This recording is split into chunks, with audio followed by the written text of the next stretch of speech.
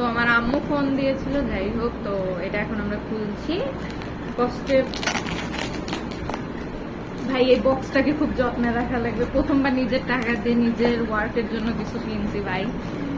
ফোনটা আমি ফোনটা আমি আমার আম্মুর টাকা দিয়ে নিয়েছি। তো আমার মুখের সাইজের সমান হচ্ছে রিং লাইট,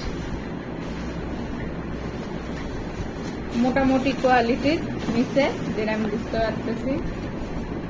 আম্মু একটা নিচে, বুঝছেন? বুঝছেন, আপনারা বুঝছেন আশা করি সবাই। তো আম্মু যেটা নিচে, আম্মুটা খুবই হাই কোয়ালিটি, লাইক দামও অনেক বেশি। বাট আমি তার মেয়ে হিসেবে যতটুকু আমার আয়ত্তের মধ্যে সম্ভব ছিল। এটা হচ্ছে স্টিকটা, স্টিক না তো স্ট্যান্ডটা আমরা খুলবো। আজকে আমার ভিডিও শুট আছে, তো সেটারই কাজের জন্য এমার্জেন্সি বেসিসে আমি এটা নিয়ে আসলাম। আদারওয়াইজ আমার এখন টাকা খরচ করার কোনো ইচ্ছাই ছিল না। তো কোন দিক দিয়ে খুলি ভাই? এত ব্যাড প্যাকেজিং ভাই রে ভাই। এটা আমি ট্রাইপডের মতো ইউজ করতে পারবো এরকম করে। হ্যালো গাইস, কেমন আছেন আপনারা সবাই? Like hello guys.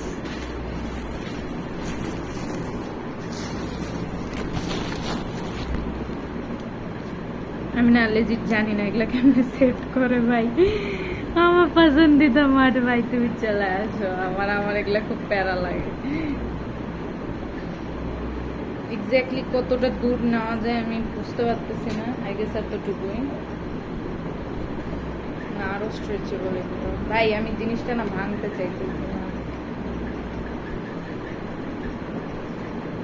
O I guess এই যে, হ্যাঁ মানে আসলে খুবই অজ্ঞ ব্যক্তি হইলে যা হয়, বুঝছেনই তো আপনারা। খুব অজ্ঞ ব্যক্তি হইলে যা হয়, আমার সাথে এবং তাই হচ্ছে।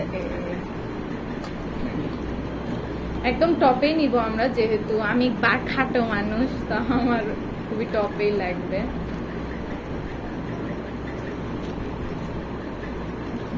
আমি না জিনিসটা না ভাঙতে তো চাইতেছি না। তো যতটা, ও ভাই এত স্ক্রু দেওয়া ভাই। আসলে এরকমই হয় যখন আমি কোনো জিনিসের ব্যাপার, ফ্যানের সাথে কখন বাড়ি খাই, তো এইরকমই হয় যখন আমি কোনো জিনিসের ব্যাপারে জানি না, সেটা নিয়ে রিসার্চ করি, তখন কিছুটা এরকমই হয়। সো একবারে ফাইনাল লুকে যাই এখন আমরা।